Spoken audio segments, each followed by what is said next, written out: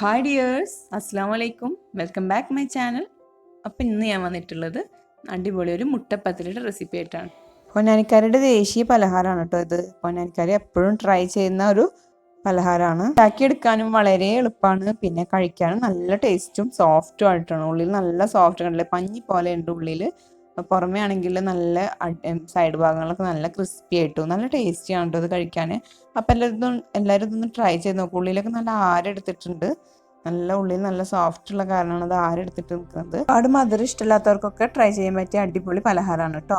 അപ്പോൾ അതെങ്ങനെ എളുപ്പത്തിൽ ഉണ്ടാക്കിയെടുക്കാൻ നോക്കാം. അതിന് വേണ്ടിയിട്ട് ഇവിടെ പച്ചരി ഞാൻ 1/2 കിലോ എടുത്തിട്ടുണ്ട്. അതൊന്ന് കഴുകി 2 മണിക്കൂർ ഒന്ന് കുതിർത്തിയിട്ട് ഞാൻ മിക്സിയുടെ ജാറിലേക്ക് ഇട്ട് കൊടുക്കുന്നുണ്ട് കേട്ടോ, കഴുകി വൃത്തിയാക്കിയ ശേഷം. അപ്പോൾ ഇനി അതിലേക്ക് ഒരു മുട്ട പൊട്ടിച്ചൊഴിക്കാം കേട്ടോ. ഇനി അത് മിക്സിയുടെ ജാറിലേക്ക് തന്നെ മുട്ട പൊട്ടിച്ചൊഴിക്കാം. പിന്നെ ഇവിടെ ഞാൻ ഒരു 6 പപ്പടം എടുത്തിട്ടുണ്ട്. പപ്പടം അതൊന്ന് കുറച്ച് 1/4 കപ്പ് വെള്ളത്തിലൊന്ന് സോക്ക് ചെയ്ത് വെച്ചിട്ടുണ്ട് കേട്ടോ. ഇനി അതും കൂടി ഈ മിക്സിയിൽ ഇട്ട് കൊടുക്കണം.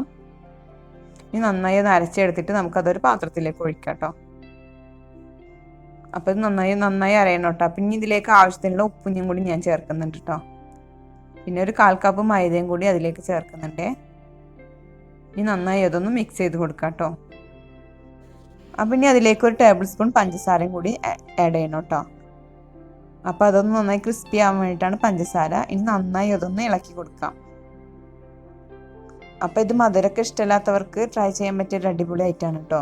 നമ്മൾ അധികം മധുരമൊന്നും ഇതിൽ ചേർക്കുന്നില്ലല്ലോ, നല്ല ടേസ്റ്റാണ്. പിന്നെ അതിലേക്ക് നമുക്ക് ലാസ്റ്റായിട്ട് ഒരു 1/4 ടേബിൾ സ്പൂൺ ബേക്കിംഗ് സോഡയും കൂടി ചേർക്കാം. അപ്പോൾ അത് നന്നായി ഇതൊന്ന് പൊന്തി വരാൻ വേണ്ടിയിട്ടാണ് കേട്ടോ. അത് നന്നായി ഇത് ഇളക്കിയ ശേഷം നമുക്ക് അതൊന്ന് മാറ്റി വെക്കാം കേട്ടോ. അപ്പം മിനിമം അതൊരു 3-4 മണിക്കൂറെങ്കിലും റെസ്റ്റ് ചെയ്യാൻ വെക്കണം കേട്ടോ.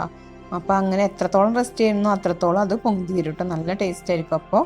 അപ്പോൾ ഞാൻ ഇനി റെസ്റ്റ് ചെയ്ത് വെച്ചിട്ടുണ്ട്. അപ്പം ഇനി ഞാൻ കുറച്ച് 3-4 മണിക്കൂർ ശേഷം ഞാനിതൊന്ന് ഉണ്ടാക്കിയെടുക്കുകയാണ് കേട്ടോ. അപ്പോൾ ഒരു ഇതുപോലത്തെ ഒരു കുണ്ടിൽ ചട്ടിയിലാണ് ഞാൻ ഉണ്ടാക്കിയെടുക്കുന്നത്. അപ്പോൾ അങ്ങനെ ആകുമ്പോഴാണ് നന്നാവുക കേട്ടോ.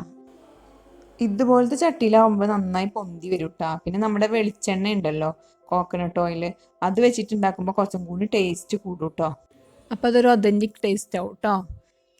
അപ്പോൾ എല്ലാവരും ഇതൊന്ന് ട്രൈ ചെയ്ത് നോക്കണം.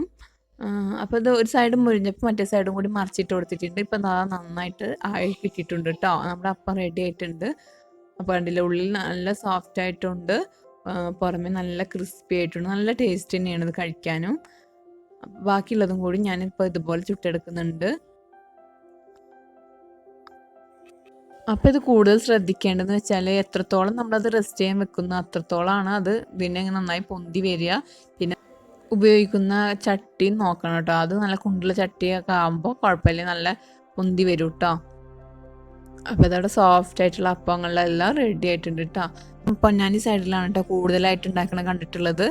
അപ്പോൾ നല്ല ടേസ്റ്റ് അവർക്ക് എന്ന് പറഞ്ഞാൽ പൊന്നാനിയുടെ ദേശീയ ഭക്ഷണം തന്നെ പറയാം. രാവിലത്തെ റെഡ് കോഫിയുടെ സ്നാക്സ് ആയിട്ടും പിന്നെ ഈവനിങ് ടൈമിൽ സ്നാക്സ് ആയിട്ടും ഒക്കെ അവർ ഉപയോഗിക്കുന്നുണ്ട് കേട്ടോ. അപ്പോൾ അത് നമ്മുടെ ബീഫ് കറിയുടെ കൂടെ ഒക്കെ കഴിച്ചാൽ നല്ല ബ്രേക്ക്ഫാസ്റ്റ് ആയിട്ടൊക്കെ ഉപയോഗിക്കാം. ബീഫ് കറിയുടെ കൂടെ ഒക്കെ ഇത് ആക്കി കഴിച്ചാൽ നല്ല ടേസ്റ്റാണ്. പിന്നെ നമുക്കിത് നല്ല ചൂട് സുലൈമാനിയുടെ കൂടെ ഒക്കെ നമുക്ക് കടിച്ച് തിന്നാൻ നല്ല ടേസ്റ്റ് തന്നെയാണ്. അപ്പോൾ ഒന്നുമില്ലെങ്കിൽ നമുക്കിത് വെറുതെ കടിച്ച് തിന്നാം. അപ്പോൾ എല്ലാവരും ഇതൊന്ന് ട്രൈ ചെയ്ത് നോക്കണം. നിങ്ങളുടെ ഫീഡ്ബാക്ക് എന്താണെന്ന് എന്നെ അറിയിക്കണം. പിന്നെ നിങ്ങളുടെ നാട്ടിലൊക്കെ ഇത് ഉണ്ടാക്കുന്നുണ്ടെങ്കിൽ അതിൻ്റെ പേരെന്താണെന്നും കൂടി കമൻറ്റ് ചെയ്യണം കേട്ടോ. വീഡിയോ ഇഷ്ടമായ ഒന്ന് ലൈക്ക് ചെയ്യണം കേട്ടോ എല്ലാവരും. പിന്നെ നിങ്ങളുടെ ഫ്രണ്ട്സ് ആൻഡ് ഫാമിലിക്കൊക്കെ ഒന്ന് ഷെയർ ചെയ്ത് കൊടുക്കണം. എൻ്റെ ചാനൽ ആദ്യമായിട്ടാണ് കാണുന്നതെങ്കിൽ പ്ലീസ് ആ ചുമന്ന സബ്സ്ക്രൈബ് ബട്ടൺ ഒന്ന് പ്രസ് ചെയ്യണം കേട്ടോ. തൊട്ടടുത്തുള്ള ബെല്ലൈക്കണും കൂടി പ്രസ് ചെയ്യാൻ മറക്കരുതേ. അപ്പോൾ ബെല്ലൈക്കണിൽ ഓൾ എന്ന ഓപ്ഷനും കൂടി സെലക്ട് ചെയ്തിട്ട് അപ്പോൾ ഞാനിടുന്ന വീഡിയോസൊക്കെ നിങ്ങൾക്ക് നോട്ടിഫിക്കേഷൻ വരും കേട്ടോ. പിന്നെ ഇതുപോലെ വീണ്ടും നല്ല നല്ല റെസിപ്പികളായിട്ട് ഇനി വീണ്ടും വരാം കേട്ടോ. അപ്പോൾ നെക്സ്റ്റ് വീഡിയോ ആയിട്ട് വീണ്ടും കാണാം. അതുവരേക്കും ടേക്ക് കെയർ, ബൈ ബൈ.